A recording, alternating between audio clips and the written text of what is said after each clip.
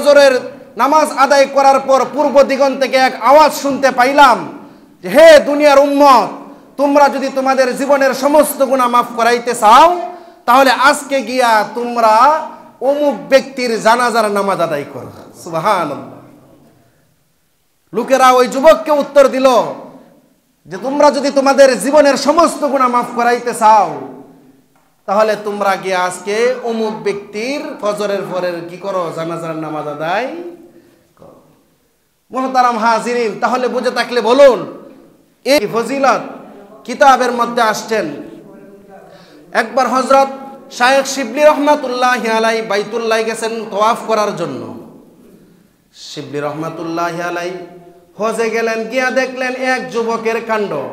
শিবলি রহমাতুল্লাহি আলাইহি বলেন, আমি যখন বাইতুল্লাহ তওয়াফ করতেছি, বাইতুল্লাহ তওয়াফ করার সময় আমি তখন এক যুবককে দেখতে পাইলাম, যে যুবক বাইতুল্লাহ তওয়াফ করতেছে। বাইতুল্লাহ তওয়াফের একটা নির্ধারিত দোয়া আছে, কিন্তু ওই যুবক নির্ধারিত দোয়া না পড়া সে রাসূলের উপর দরুদ পড়তেছে।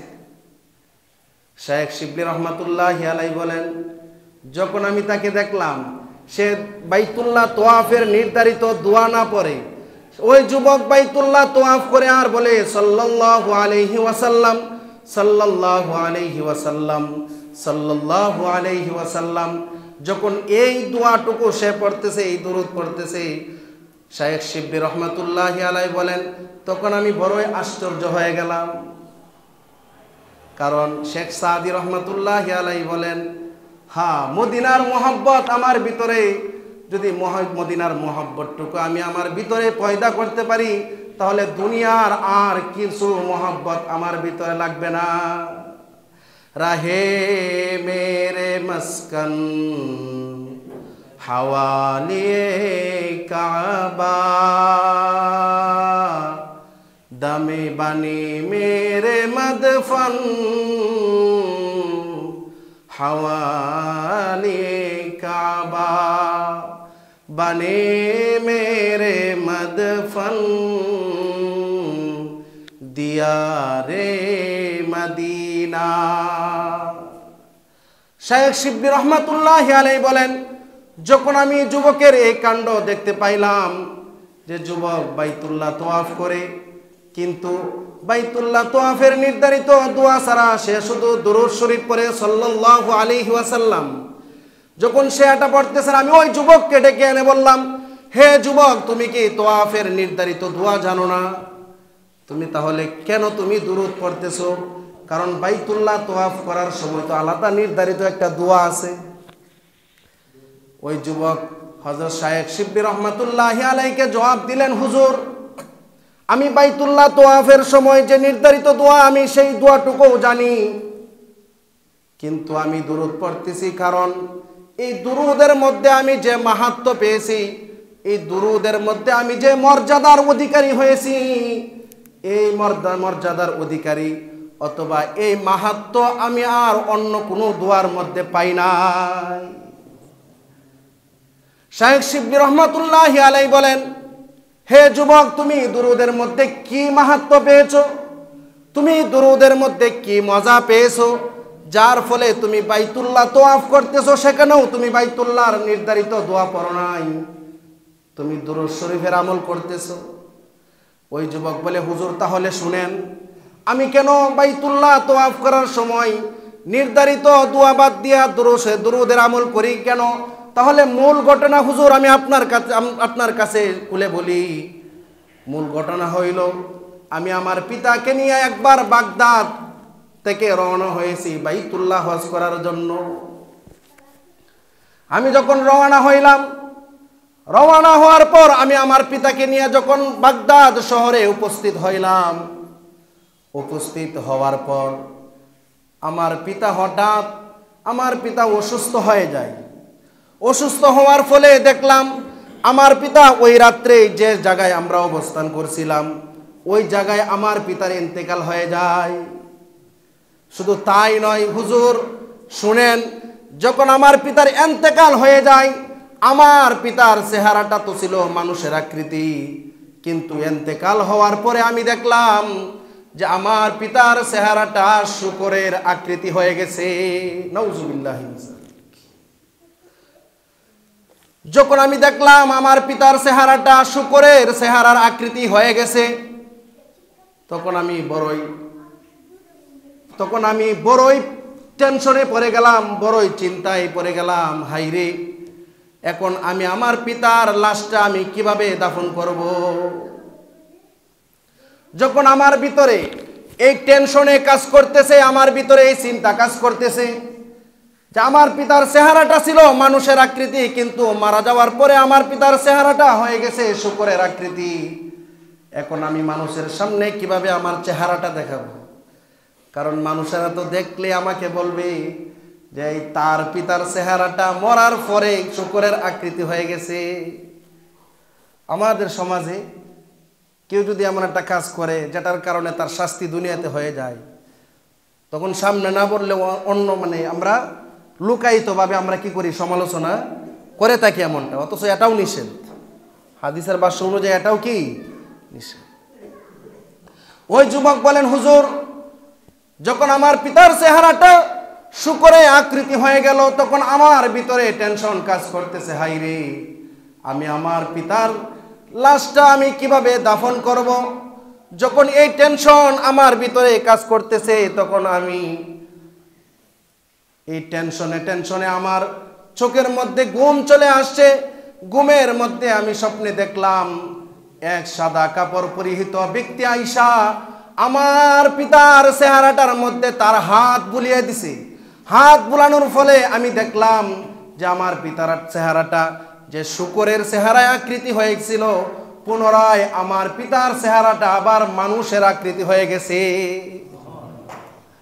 শুধু তাই নয় হুজুর, আমার পিতার চেহারাটা তো একটু মলিন ছিল, কিন্তু ওই বুজুর্গ ওই সাদা কাপড় পরিহিত ব্যক্তির হাত যখন আমার পিতার চেহারাটার মধ্যে লাগলো, তখন সঙ্গে সঙ্গে আমার পিতার চেহারাটা নূরে আলোকিত হয়ে গেল। যুবক বলে যে যখন আমি দেখলাম যে আমার পিতার চেহারাটা নূরে আলোকিত হয়ে গেছে, তখন আমি দেখতেছি যে ওই সাদা কাপড় পরিহিত ব্যক্তিটা আমার পিতার চেহারার উপর হাত বুলিয়ে সে চলে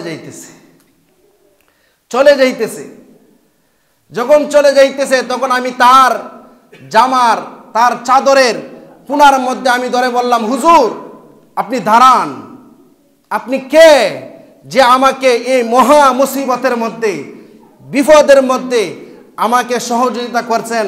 আমার পিতার চেহারাটা শূকরে আকৃতি হয়ে গেছিল, এখন আমার পিতার চেহারাটা মানুষের আকৃতি তো হয়েছে, আরো নূরে আলোকিত হয়ে গেছে, অতএব আপনি আপনার পরিচয়টা দিয়ে যান। যুবক বলে, হুজুর, যখন আমি তাকে তার পাঞ্জাবি অথবা তার জামার কোণার মধ্যে ধরে টান দিলাম, বললাম, আপনি কে? আপনি আপনার পরিচয়টুকু আমার কাছে দিয়ে যান। তখন ওই ব্যক্তি উত্তর দিল, হে আমার উম্মত, আমি হইলাম গুনাহগার উম্মতের একমাত্র কান্ডারি মুহাম্মাদুর রাসূলুল্লাহ সাল্লাল্লাহু আলাইহি ওয়াসাল্লাম। সুবহানাল্লাহ। যুবক বলে, যখন উনি পরিচয় দিলেন উনি হইলেন আল্লাহর রাসূল, তখন আমি তাকে বললাম, হুজুর, তাহলে তো আমার পিতা আজকে রাত্রে ইন্তেকাল করছে, ইন্তেকাল হওয়ার পর আমি দুনিয়ার কাউকে কবর দেই নাই, আপনার কাছে তাহলে এই কবরটুকু কে দিল? দুনিয়ার কেউই তো জানে না আমার পিতা যে মারা গেছে, আমি শুধু জানি। আমি জানাই নাই কেন? কারণ জানলে মানুষেরা আসবে আমার পিতার চেহারাটা দেখার জন্য, আর আমার পিতার চেহারাটা যদি দেখে শূকরে আকৃতি হয়ে গেছে, তাহলে তো মানুষেরা আমাকে তুচ্ছ তাচ্ছিল্য করবে।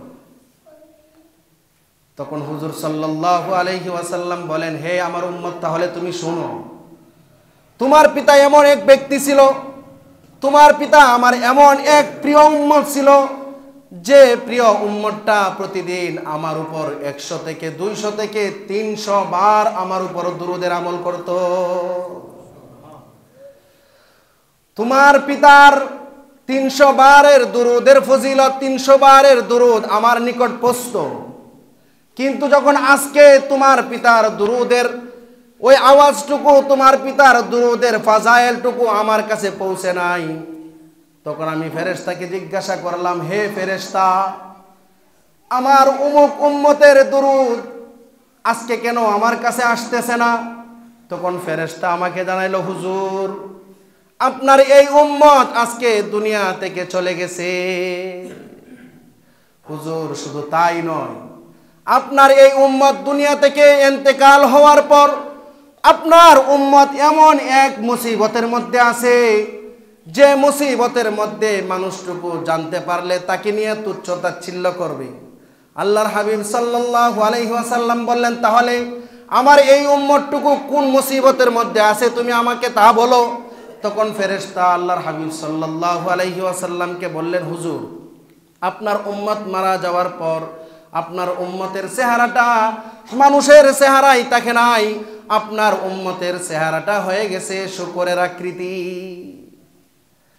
আল্লাহর হাবিব সাল্লাল্লাহু আলাইহি ওয়াসাল্লাম বলেন, যখন ফেরেশতা আমার কাছে এই খবরটুকু দিল যে আপনার উম্মত আজকে মুসিবতের মধ্যে আছে, তো হে যুবক শুনো, যখন আমি শুনতে পাইলাম যে আমার উম্মত এই মুসিবতের মধ্যে আছে, তখন আমার সহ্য হইল না।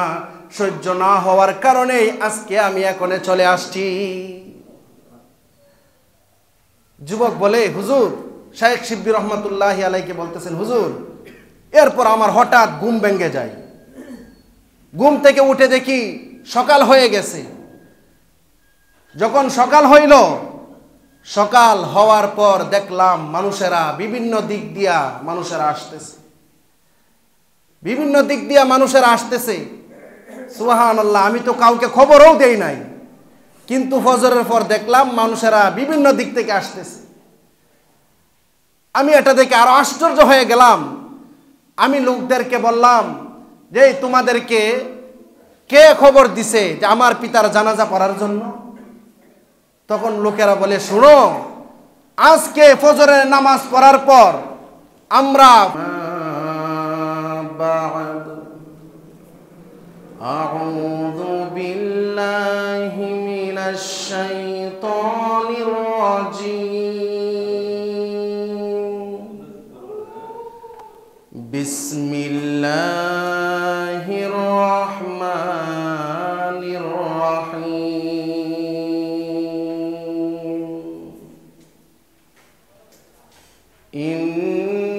ইন্নাল্লাহা ওয়া মালাইকাতাহু ইউসাল্লুনা আলান নাবী, ইয়া আইয়ুহাল্লাযীনা আমানু সাল্লু আলাইহি ওয়া সাল্লিমু তাসলিমা। وقال رسول الله صلى الله عليه وسلم، إن الجنة تشتاق إلى 5 نفر تالي القرآن وحافظ اللسان ومقسي العريان ومطعم الجيعان ومن صلى على حبيب الرحمن، أو كما قال عليه الصلاة والسلام.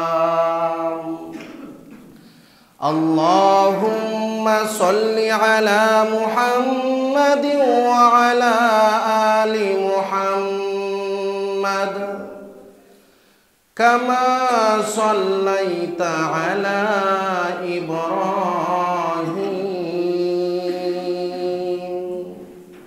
وعلى آل إبراهيم إنك حميد مجيد. اللهم بارك على محمد وعلى آل محمد كما باركت على إبراهيم وعلى آل إبراهيم إنك حميد مجيد रहे मेरे मस्कन रहे मेरे मस्कन हवाले काबा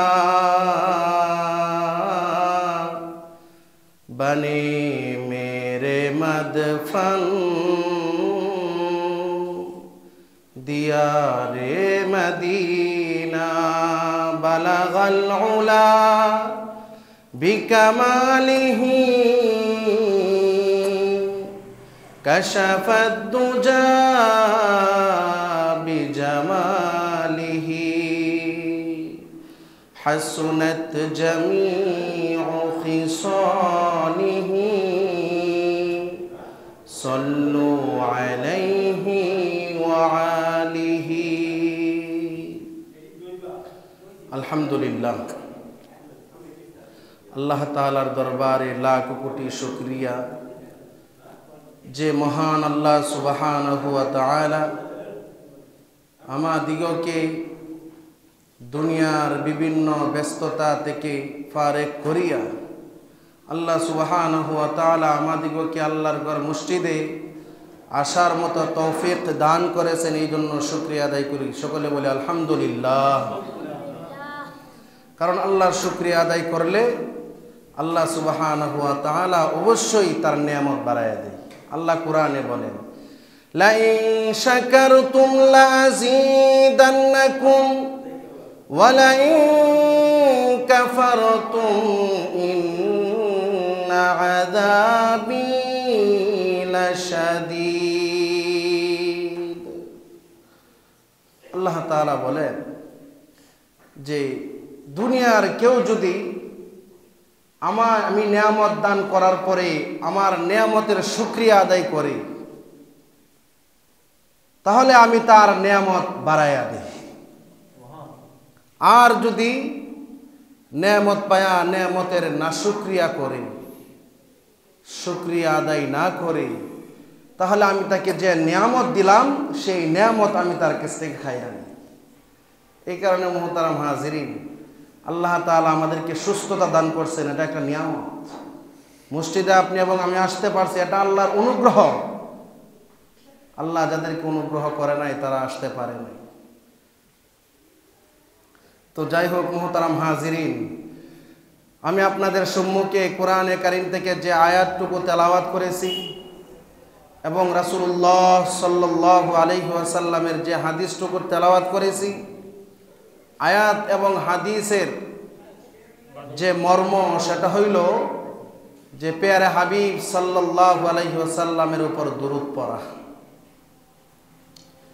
হাদিসের মধ্যে আসছে কোনো ব্যক্তি যদি রাসূলুল্লাহ সাল্লাল্লাহু আলাইহি ওয়াসাল্লামের উপর একবার দুরূদ পড়ে আল্লাহ সুবহানাহু ওয়া তাআলা তার উপর 10টি রহমত দান করেন।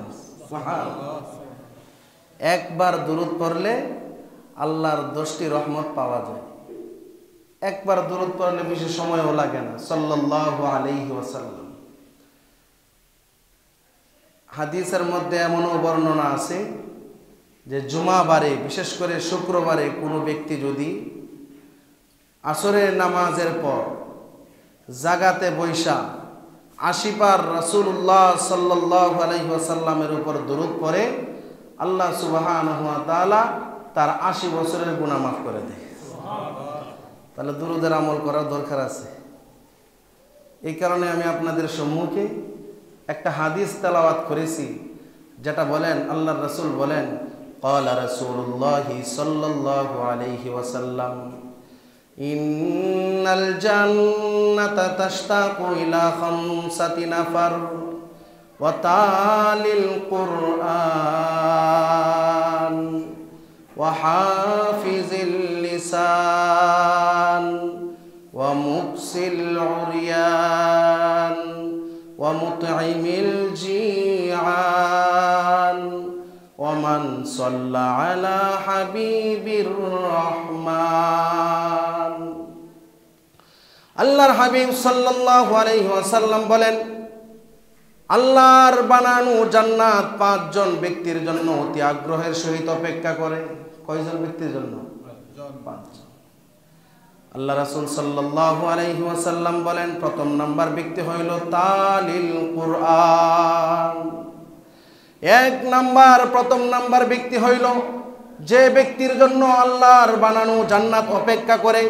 তন্মধ্যে প্রথম নাম্বার ব্যক্তি হইল তালিল কুরআন, যে ব্যক্তি কোরআন তেলাওয়াত করে, যে ব্যক্তি আল্লাহর কিতাবুল্লাহ তেলাওয়াত করে, যে ব্যক্তি সকাল বিকাল আল্লাহ তাআলার কোরআন তেলাওয়াত করবে, পাঠ করবে।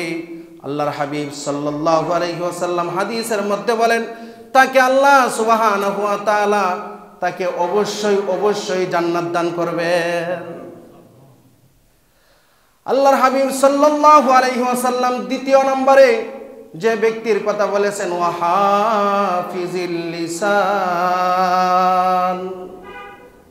আল্লাহর হাবিব সাল্লাল্লাহু আলাইহি ওয়াসাল্লাম বলেন, যে ব্যক্তি তার জবানকে হেফাজত করবে, জবানের হেফাজতকারী যে ব্যক্তি হবে, জবানকে বিভিন্ন ধরনের অশ্লীলতা থেকে যে ব্যক্তি তার জবানকে হেফাজত করবে, আল্লাহর হাবিব সাল্লাল্লাহু আলাইহি ওয়াসাল্লাম বলেন, আল্লাহ সুবহানাহু ওয়া তাআলা ওই জবানের হেফাজতকারীকেও বিনা হিসাবে জান্নাত দিবেন। এটা হলো 2 নাম্বার। 3 নাম্বার, আল্লাহ রাসূল সাল্লাল্লাহু আলাইহি ওয়াসাল্লাম হাদিসের মধ্যে বলেন, ওয়া মুকসিল উরিয়ান, বস্ত্রহীন ব্যক্তিকে যারা বস্ত্র দান করবে, যাদের বস্ত্র নাই, টাকা পয়সা নাই কাপড় কেনার মতো, তাদেরকে কোনো ব্যক্তি যদি তাদেরকে কাপড় পরিধান করার টাকা দান করে, তাদেরকে কাপড় দান করে, আল্লাহ সুবহানাহু ওয়া তাআলা ওই ব্যক্তিকেও আল্লাহর বানানো জান্নাত দান করবেন। 4 নম্বরে আল্লাহ রাসূল সাল্লাল্লাহু আলাইহি ওয়াসাল্লাম বলেন, ওয়া মুতঈমিল জিআন। আল্লাহর হাবিব সাল্লাল্লাহু আলাইহি ওয়াসাল্লাম বলেন, কোন ক্ষুধার্ত ব্যক্তিকে যদি কেউ খাবার খাওয়ায়, কোন ভিখারি ব্যক্তিকে, কোনো ভিক্ষুককে, কোনো ইতিমকে, কোনো মিসকিনকে যদি কোনো ব্যক্তি খাবার খাওয়ায়, আল্লাহর হাবিব সাল্লাল্লাহু আলাইহি ওয়াসাল্লাম বলেন, আল্লাহ সুবহানাহু ওয়া তাআলা তাকে কাল কিয়ামতের দিন জান্নাত দান করবেন। 5 নম্বর ব্যক্তি যার জন্য জান্নাত অতি আগ্রহের সহিত অপেক্ষা করেন, আল্লাহ রাসূল সাল্লাল্লাহু আলাইহি ওয়াসাল্লাম বলেন, ওমান সাল্লা আলা হাবিবির রহমান। 5 নম্বর ব্যক্তি যার জন্য আল্লাহর বানানো জান্নাত অতি আগ্রহের সহিত অপেক্ষা করে। 5 নম্বর ব্যক্তি হইল ওমান সাল্লা আলা হাবিবির রহমান, যে ব্যক্তি রাসূলুল্লাহ সাল্লাল্লাহু আলাইহি ওয়াসাল্লামের উপর প্রতিদিন প্রত্যেক দিন দুরূদ শরীফ পড়বে, আল্লাহ বলেন আমিও তাকে আমার বানানো জান্নাত দান করি। তাহলে এই হাদিস থেকে বোঝা গেল 5 জন ব্যক্তির জন্য জান্নাত অতি আগ্রহের সহিত অপেক্ষা করে। তন্মধ্যে 5 নম্বর ব্যক্তি হইল যে ব্যক্তি প্রতিদিন রাসূলুল্লাহ সাল্লাল্লাহু আলাইহি ওয়াসাল্লামের উপর কি পড়ে? দুরূদ পড়ে। রাসূলের উপর দুরূদ পড়ার ফজিলত অনেক অনেক। আমি এবং আপনি দুনিয়ার মধ্যে বিভিন্নভাবে সময় নষ্ট করতেছি, কিন্তু এতটুকু সময়ও পাই না যে রাসূলের উপর একবার কি পড়ব? দুরূদ পড়ব। অথচ আল্লাহ রাসূল হাদিসে বলেছেন যে কেউ যদি আল্লাহর রাসূলের উপর একবার সারাদিনে একবার দুরূদ পড়ে, তাহলে আল্লাহ সুবহানাহু ওয়া তাআলা তাকে 10টা রহমত দান করেন। সুবহানাল্লাহ। তাহলে আল্লাহর রহমতের তো আমরা মুখাপেক্ষী। আল্লাহর রহমতের কি? এই কারণে মুহতারাম হাজিরিন, আমরা যতটুকু সময় পাবো আল্লাহর রাসূলের উপর কি পড়ব? দুরূদ পড়ব। কারণ দুরূদের যে ব্যক্তির এত বড় ফাজাইল হয়েছে কিসের কারণে? এত বড় মর্যাদার অধিকারী হয়েছে কিসের কারণে? রাসূলুল্লাহ সাল্লাল্লাহু আলাইহি ওয়াসাল্লামের উপর দুরূদ শরীফের আমল করার কারণে। এই কারণে আল্লাহ রাসূল সাল্লাল্লাহু আলাইহি ওয়াসাল্লাম বলেন, ইন্নাল জান্নাতা তাশতাকু ইলা খামসাতি নাফার, ইন্নাল জান্নাতা তাশতাকু ইলা খামসাতি নাফার।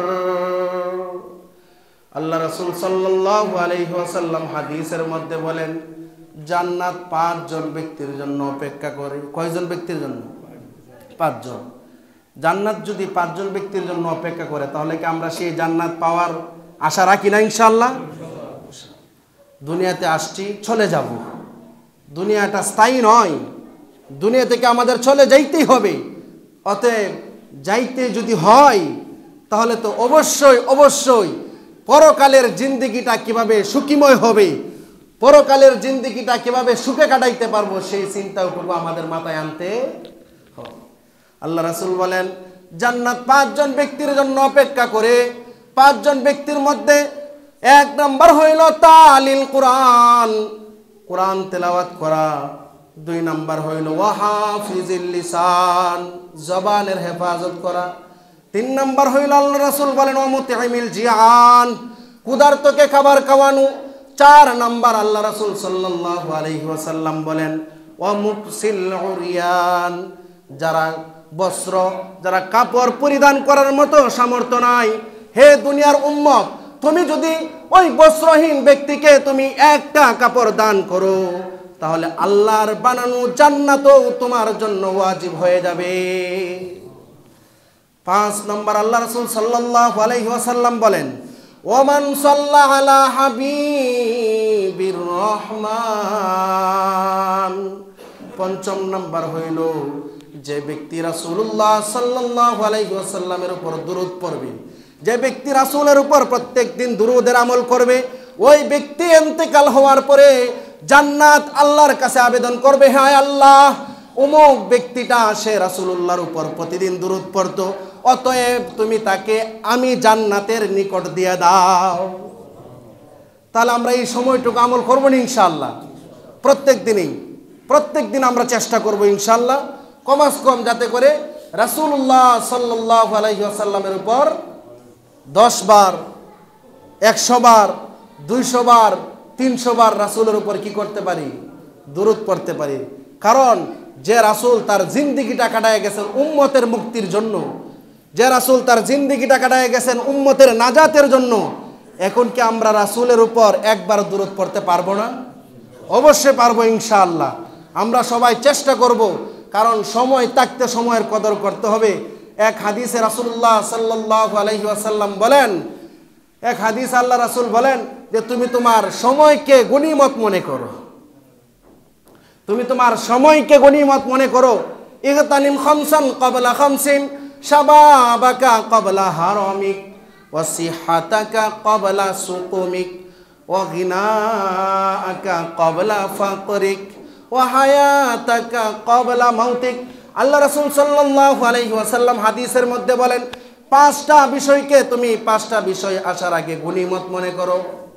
তুমি তোমার 5টা বিষয়কে গনিমত মনে করো, অপর 5টা বিষয় আসার আগে। 1 নম্বর হইল শাবাবাকা ক্বাবলা হারামিক, তুমি তোমার যৌবনকালকে গনিমত মনে করো তোমার বার্ধক্য আসার আগে। কারণ মুহতারাম হাজিরিন, যৌবনকালে যে ইবাদতটুকু করা যাবে, বৃদ্ধকালে সে ইবাদতটুকু করা যাবে? করা যাবে। যৌবনকালে আমার শক্তি থাকে, আর আল্লাহ সুবহানাহু ওয়া তাআলা এই যৌবনকালেরও হিসাব নেবেন।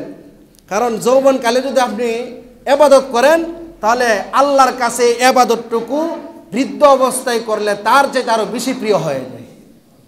এই কারণেই যৌবনকালকে কি করতে হবে? গনিমত মনে করতে হবে। শাবাবাকা ক্বাবলা হারামিক, ওয়া সিহাতাকা ক্বাবলা সুকুমিক।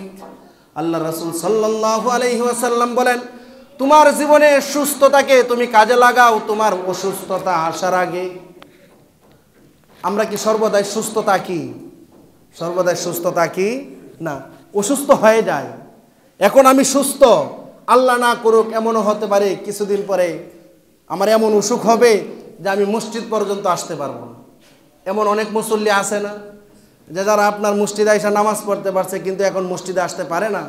তাদের কাছে জিজ্ঞাসা করেন, তাদের মনটা, তারা বলতেছে হাই রে, আল্লাহ যদি আমাকে, এই কারণে মুহতারাম হাজিরিন, ওয়াসিহাতাকা ক্বাবলা সুকুমিক, তুমি তোমার সুস্থতাকে কাজে লাগাও তোমার অসুস্থতা আসার আগে।